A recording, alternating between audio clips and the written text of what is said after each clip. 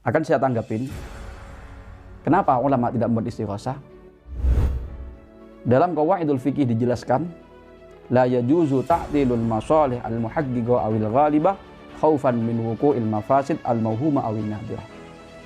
Kita tidak boleh mengabaikan kemaslahatan yang sudah benar-benar nyata hanya karena takut terjerumus mafsadah atau hal yang ada madaratnya, menyakiti terhadap kita, yang hal itu masih tidak nyata.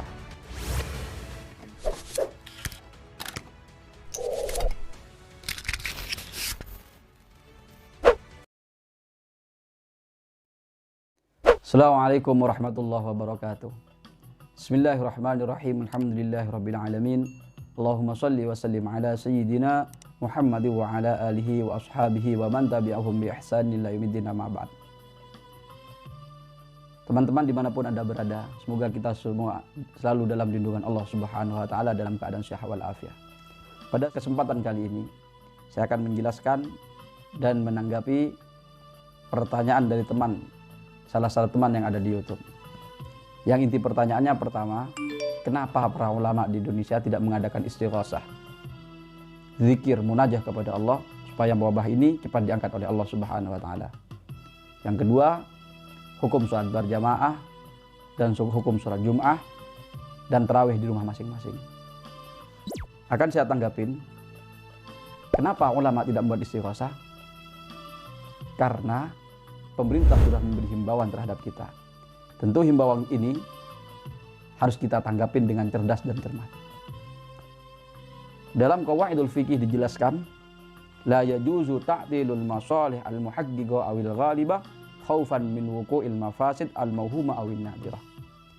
Kita tidak boleh mengabaikan kemaslahatan yang sudah benar-benar nyata hanya karena takut terjerumus mafsadah atau hal yang ada madaratnya, menyakiti terhadap kita, yang hal itu masih tidak nyata.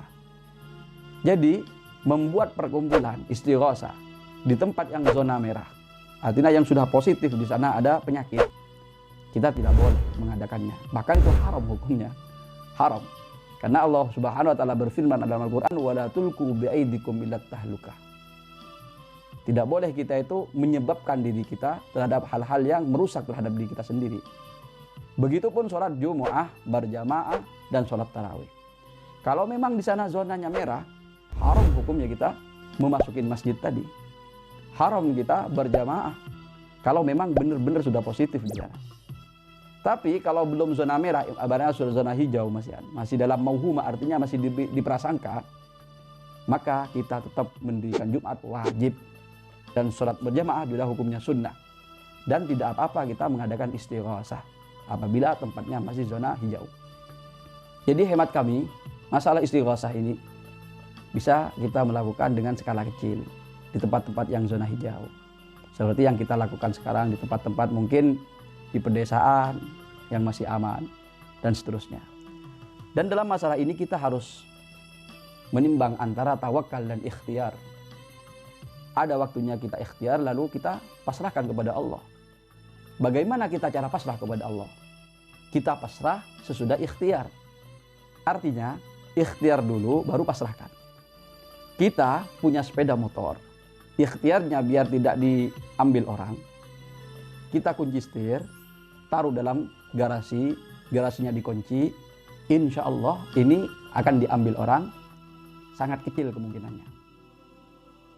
Tapi apabila kita punya motor, kuncinya kita taruh di luar, sepedanya taruh di luar, mau ditawakalkan kepada Allah, ini kan konyol.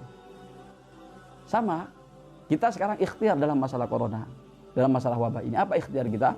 Seperti sebelumnya, video yang sebelumnya saya sebutkan, kita bersih secara zahiran, batinan, kita baca wiridhan yang kita punya, lalu kita pasrahkan kepada Allah. Ini kemungkinan untuk dijangkit virus-virus, penyakit yang lainnya sangat kecil. Seperti kita punya motor, kita kunci, taruh di garasi, garasinya dikunci juga, ini kemungkinan untuk diambil orang, diculik orang motor ini, kemungkinan sangat kecil. Jadi ya ikhwani, dimanapun Anda berada, dengan keterangan ini, yuk kita ikhtiar dan pasrahkan kepada Allah. Tapi kalau zona sudah merah, sudah ditentukan oleh pemerintah, kita wajib mengikuti aturan pemerintah. Tapi kalau belum zona merah, artinya masih zona aman, kita melakukan kewajiban seperti biasa. Semoga bermanfaat, semoga barokah. Ihdinas siratal mustaqim. Wassalamualaikum warahmatullahi wabarakatuh.